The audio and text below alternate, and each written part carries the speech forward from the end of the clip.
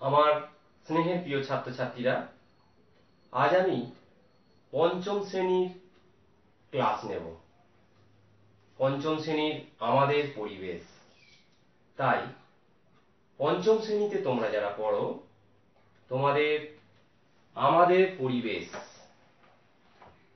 বইয়ের 135 পাতা খোলো। আজকে 135 থেকে 137 পাতার মধ্যে যে পড়াটা আছে সেই বিষয়ে আজকে আমি আলোচনা করব। কি আছে? নানাভাবে বিদ্যুৎ, জলের স্রোত, সূর্যের তাপ এবং প্রচলিত শক্তি, অপ্রচলিত শক্তি, এই বিষয়ের উপরে তিনটি উপ এককের উপরে আজকে আমি আলোচনা করব। এসো তোমরা ভালো করে বোঝার চেষ্টা করো। এর আগে আমরা জেনেছি যে জীবাশ্ম জ্বালানি, তোমরা জেনেছো পেট্রোলিয়াম এবং কয়লা হলো জীবাশ্ম জ্বালানি। এই পেট্রোলিয়াম এবং কয়লা থেকে কি বিদ্যুৎ উৎপাদন করা হয়। কেমন? তোমাদের মতো ক্লাসে পড়ে পঞ্চম শ্রেণীর ছাত্রছাত্রীরা তারা নিজেদের মধ্যে আলোচনা করছে যে তারা জেনেছে যে পেট্রোল, ডিজেল, কয়লা এগুলো তো একদিন শেষ হয়ে যাবে, আর এগুলো থেকে বিদ্যুৎ উৎপাদন হয় তারা জানে। তাহলে ওই সমস্ত উৎসগুলো যদি শেষ হয়ে যায়, নিঃশেষ হয়ে যায়, তাহলে আগামী দিনে বিদ্যুৎ কিভাবে আমরা পাব? কারণ আমাদের গোটা বিশ্ব কি হচ্ছে না বিদ্যুতের উপরে নির্ভর করেই কিন্তু চলছে। কলকারখানা থেকে আরম্ভ করে গৃহস্থালির সমস্ত কিছুই কিন্তু বিদ্যুৎ ছাড়া হবে না। তাহলে কিভাবে? না, চেষ্টা চলছে যে এই যে কয়লা এবং পেট্রোলিয়াম শেষ হয়ে গেলেও কিভাবে অন্য বিকল্প উৎস থেকে বিদ্যুৎ উৎপাদন করা যায়। এখানে পড়তে গিয়ে দেখা গেছে যে কয়লা দিয়ে আমরা জানি তাপ বিদ্যুৎ উৎপাদন হয়। এই তাপ বিদ্যুৎ কিভাবে উৎপাদন হয়? না, ওই তাপ বিদ্যুৎ কেন্দ্রে কয়লাকে পুড়িয়ে তাপ উৎপাদন করা হয়, আর সেই তাপকে কাজে লাগিয়েই এক রকমের চাকা আছে, ঠিক আছে, সেই চাকাকে ঘোরানো হয়, চক্রাকারে ঘোরানো হয় সেই তাপ শক্তিকে ব্যবহার করে। সেই রকম কি হচ্ছে না তাপ শক্তির মতো আর একটা মানে তাপ শক্তি থেকে তাপ বিদ্যুৎ উৎপাদন করা হচ্ছে কয়লা পুড়িয়ে, এটা আমরা জেনেছি। সেরকম কি হচ্ছে না জলবিদ্যুৎ উৎপাদন করা হয়। জলবিদ্যুৎ কি না খরস্রোতা নদীতে, নদীর স্রোতে ওই যে চাকার মতো যেটা বললাম সেটাকে বলে কি জানো? টারবাইন চাকা। ওই টারবাইন চাকাকে জলের স্রোতে ঘুরিয়ে জলবিদ্যুৎ বিদ্যুতে রূপান্তর করা হয় এবং তা থেকে যে বিদ্যুৎটা উৎপাদন হয় সেটাকে জলবিদ্যুৎ বলে।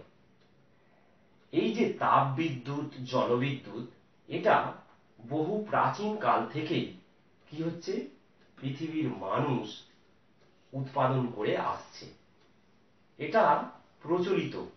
তাহলে এই যে তাপ বিদ্যুৎ, জলবিদ্যুৎ, এটা বহু প্রাচীন কাল থেকেই প্রচলিত।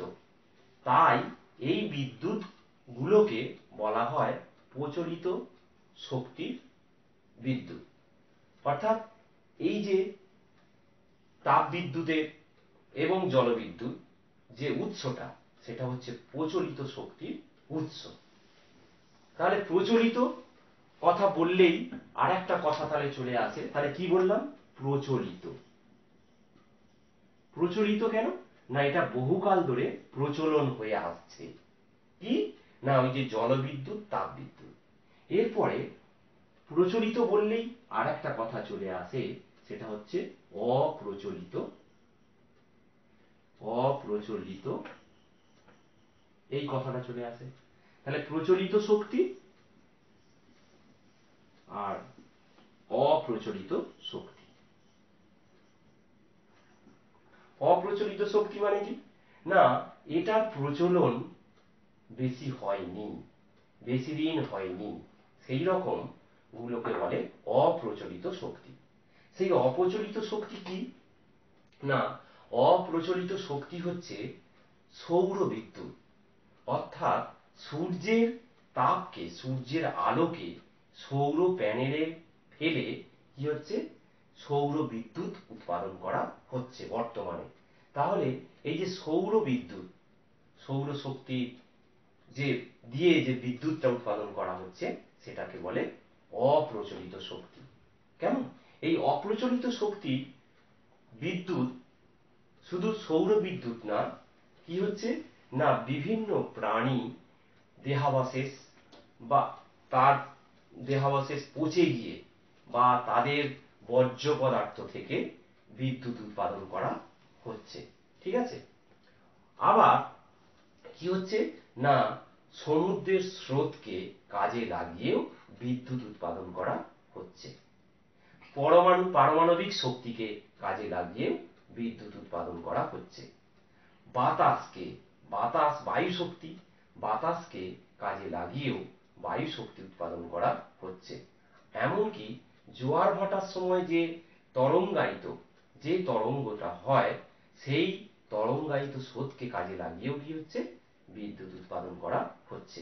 এগুলো সব কি, না বেশি প্রচলন নেই, তাই এদেরকে বলা হয় অপ্রচলিত শক্তি। কেমন, তাহলে দেখো এই যে অপ্রচলিত শক্তি, এগুলো আমরা আস্তে আস্তে এগোবো। প্রচলিত শক্তি শুধু তাপবিদ্যুৎ জলবিদ্যুৎ না, ওই যে আমরা বললাম যে মনে করো গোবর গ্যাস, বর্জ্য পদার্থ বা জৈব পদার্থকে সেখান থেকে যে বিদ্যুৎটা উৎপাদন হচ্ছে সেটা হচ্ছে বায়োগ্যাস। এই বায়োগ্যাস থেকেও কিন্তু আলো জ্বালানো হয়, রান্না করা হয়, এই রকম। ঠিক আছে, তাহলে এটাও কিন্তু প্রচলন আছে, তাই ওটাও কি হচ্ছে, প্রচলিত শক্তির মধ্যেও পড়ে। কেমন, এখন এই প্রচলিত শক্তি অপ্রচলিত শক্তির যে বিদ্যুৎটা, এই অপ্রচলিত শক্তি বিদ্যুতের কি হচ্ছে, প্রাথমিক খরচটা বেশি। প্রচলিত শক্তির বিদ্যুতের কি হচ্ছে, প্রাথমিক খরচটা কম। কেমন, তাই অপ্রচলিত শক্তির প্রাথমিক খরচটা বেশি হওয়ার জন্যে কি হচ্ছে, না সহজেই কিন্তু এই বিদ্যুৎটা বেশি পরিমাণে উৎপাদন করা যাচ্ছে না, খরচ বেশি পড়ে যাচ্ছে। কিন্তু এই প্রচলিত শক্তি, কয়লা, পেট্রোলিয়াম, এ তো একদিন শেষ হয়ে যাবে, তাই আস্তে আস্তে আমাদের ওইগুলোকে ত্যাগ করে আমাদের অপ্রচলিত শক্তির দিকেই কিন্তু ঝুঁকতে হবে, চেষ্টা করতে হবে ওই খরচগুলোকে কমানোর। কেমন, খরচগুলো কমাতে পারলে তাহলে কি হবে, না আমরা ওই বিদ্যুৎগুলো অনায়াসেই পেয়ে যেতে পারবো। আর কি, না প্রচলিত শক্তির বিদ্যুৎগুলো উৎপাদন করতে গিয়ে কি হচ্ছে, দূষণ, পরিবেশ দূষিত হয় প্রচুর পরিমাণে, বিপুল পরিমাণে কি হচ্ছে, আমাদের পরিবেশের দূষণের মাত্রা বেড়ে যাচ্ছে। তাপ বিদ্যুৎ কেন্দ্র যেখানে, সেখানে কি হচ্ছে, দূষণ বাড়ছে। কিন্তু এই যে অপ্রচলিত শক্তি, কি বললাম, সৌর সৌর বিদ্যুৎ, সৌর বিদ্যুৎ এইটা যদি আমরা করতে পারি, অর্থাৎ সূর্যের আলোকে কাজে লাগিয়ে যদি আমরা বিদ্যুৎ উৎপাদন করতে পারি, তাহলে কি হবে, তাতে দূষণ হবে না, পরিবেশ দূষণ হবে না। কেমন, জোয়ার ভাটার শক্তিকে কাজে লাগিয়ে, বায়ু শক্তিকে কাজে লাগিয়ে, এই শক্তিগুলোকে কাজে লাগিয়ে, হ্যাঁ জোয়ার ভাটার তরঙ্গায়িত শক্তিকে কাজে লাগিয়ে যদি বিদ্যুৎ, সেগুলোর ক্ষেত্রে কি হবে, না পরিবেশ দূষণ হবে না। কেমন, এছাড়াও আমরা জানি, দেখো প্রচলিত শক্তি প্রচলন আছে। মনে করো আমাদের এই কারেন্ট, এই যে বিদ্যুৎ, এটা হঠাৎ করে মনে করো চলে গেল, সেই যে চলে যাওয়াটাকে এটাকে কি বলে, লোডশেডিং বলে। এই লোডশেডিং হলে সঙ্গে সঙ্গে কি করা হয়, জেনারেটর চালানো হয়। কেমন, অথবা সৌর বিদ্যুৎ, অর্থাৎ সূর্যের আলোকে সৌর প্যানেলে ফেলে কি হচ্ছে, সঞ্চিত করে রাখা হয়, চার্জ করে রাখা হয়, সেটাকে কি করা হয়, কারেন্ট চলে গেলে অনেক বাড়িতেই কি হয়, সেগুলোকে জ্বালানো হয়। কেমন? তাহলে এই যে বলছি যে আমাদেরকে ভাবতে হবে যে অপ্রচলিত শক্তির বিদ্যুৎ কিভাবে কম খরচে বেশি পরিমাণ উৎপাদন করা যায়, সেদিকে আমাদের আলোকপাত করতে হবে।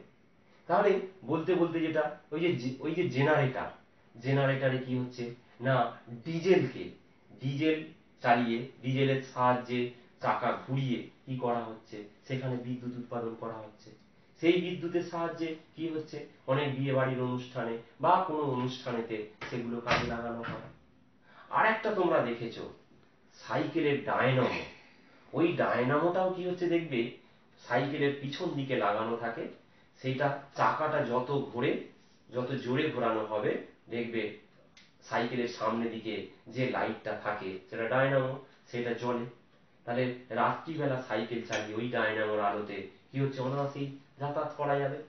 ডায়নামো সেটা একটা মাত্র আলো জ্বালানো যাবে, একটা মাত্র টুনি জ্বালানো যায়, ঠিক আছে? ওটাও কিন্তু একটা প্রচলিত শক্তি। এইগুলো তোমরা পড়বে, পড়লেই বুঝতে পারবে যে আমি যেগুলো বললাম সেগুলোই পড়ার মধ্যেই আছে। জলবিদ্যুৎ, টারবাইনের চাকা বলেছি, ওই টারবাইনের চাকা ঘুরিয়েই জলবিদ্যুৎ উৎপাদন করা হচ্ছে। জলবিদ্যুৎ কোথায় আছে জানো?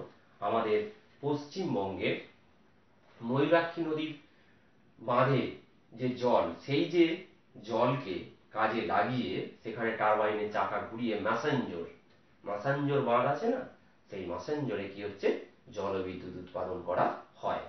এছাড়া এখানে তোমাদের বইয়েতে দিয়েছে দেখো, ভুটানের কাছে ঝালাঙে জলঢাকা নদীর জলস্রোতের শক্তিকে কাজে লাগিয়ে জলবিদ্যুৎ উৎপাদন করা হয়। তাহলে কোথায়? ভুটানের কাছে ঝালাঙে জলঢাকা নদীর জলস্রোতের শক্তিকে কাজে লাগিয়ে জলবিদ্যুৎ উৎপাদন করা হয়। তাহলে এটা হচ্ছে নানাভাবে বিদ্যুৎ। এরপরে জলের স্রোত, সূর্যের তাপ। জলের স্রোত, সূর্যের তাপ, এটা পড়লে তোমরা বুঝতে পারবে যে পুকুর, নদী, নালা, খাল, বিলে কি হচ্ছে, সূর্যের তাপে জল বাষ্প হয়ে কি হচ্ছে, উপরে উঠে যায়। যত উপরে ওঠে সেই জলীয় বাষ্পটা কি হচ্ছে, বাতাসে ভাসমান ধূলিকণাকে আশ্রয় করে মেঘ তৈরি হয়। তোমরা জানো মেঘ সৃষ্টি হয়। যত উপরে যায় সেই জলকণা কি হচ্ছে, ঠান্ডা হয়। পাহাড় পর্বতে সেই গুলো কি হচ্ছে না, বরফ আকারে সেখানে জমা থাকে। আবার সূর্যের তাপে সেই বরফ গলে, পাহাড়ের যে বরফ সেগুলো গলে জল হয়। সেই জল কি হচ্ছে, পাহাড়ি অঞ্চল থেকে যখন দ্রুত বেগে নেমে আসে, স্রোত আকারে নেমে আসে, সেই স্রোতকে কাজে লাগিয়ে কি হচ্ছে, জলবিদ্যুৎ উৎপাদন করা হয়। এখানে দেখো এই যে একটা চক্রাকারে সূর্যের আলো, এখানে দেখো ছোট জলাশয়, নদী, সমুদ্র প্রভৃতির জল কি হচ্ছে, জলীয় বাষ্প আকারে চলে যাচ্ছে, উপরে উঠে যাচ্ছে। ঠান্ডায় দেখো, পরে দেখো পাহাড়ের মাথায় বরফ ও মেঘে, আবার সেখান থেকে কি হচ্ছে, পাহাড়ি নদী ও বৃষ্টি রূপে আবার চলে আসছে, সেখান থেকে আবার ছোট জলাশয়, নদী, সমুদ্র, এইভাবে দেখো চক্রাকারে চক্রাকারে জলটা প্রবাহিত হচ্ছে। এই জন্য এটাকে বলা হচ্ছে জলচক্র। এই জলচক্রটা করে কে? সূর্য ছাড়া কিন্তু এটা সম্ভব নয়। সেই জন্য কি হচ্ছে দেখো, আমরা জানি পৃথিবীর সকল শক্তির উৎস কিন্তু সূর্য। এই সূর্যের দ্বারাই কিন্তু এই জলচক্রটা সম্পন্ন হয়। এগুলো তোমরা পড়লে বুঝতে পেরে যাবে। প্রচলিত শক্তি, অপ্রচলিত শক্তি, এগুলো আমি আলোচনা করে গেছি। কেমন? এখানটায় দেখো আছে, আইব বলল পেট্রোলিয়াম ও কয়লার ব্যবহার করে যে শক্তি পাওয়া যায় তা কি প্রচলিত শক্তি? হ্যাঁ, ওগুলো প্রচলিত শক্তি। জলবিদ্যুৎও প্রচলিত, তবে জলবিদ্যুৎ বারবার ব্যবহার করা যায়, শেষ হবে না। কিন্তু অন্য দুটো ফুরিয়ে যাবে। জলপ্রবাহের মতো বায়ু প্রবাহ শক্তি দিয়ে পাখা ঘুরিয়ে বিদ্যুৎ তৈরি করা হয়।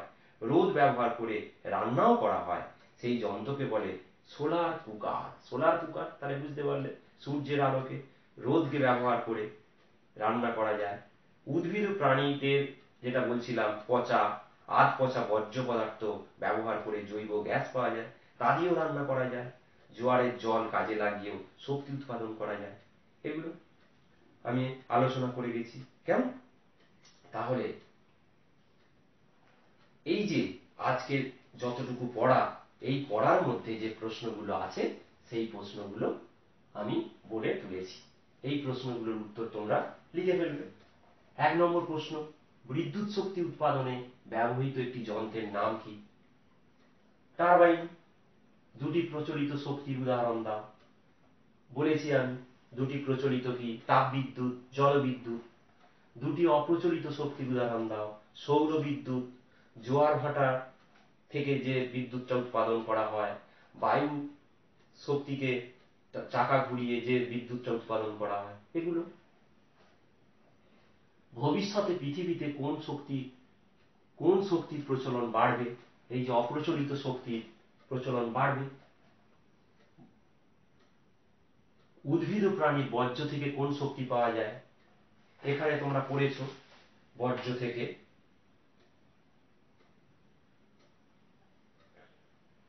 জৈব গ্যাস পাওয়া যায়। কেন? এরপরে পেট্রোলিয়াম কয়লা ব্যবহার করে কোন শক্তি পাওয়া যায়? প্রচলিত শক্তি পাওয়া যায়। পৃথিবীর সকল শক্তির উৎস কি? সূর্য। জলচক্র কাকে বলে? এই অংশটা আমি বলে গেছি, এখানে এটা করলেই পেয়ে যাবে। এই হচ্ছে প্রশ্নগুলো। এই প্রশ্নের উত্তর তোমরা ভালো করে লিখবে, লিখে পাঠিয়ে দেবে। কেন?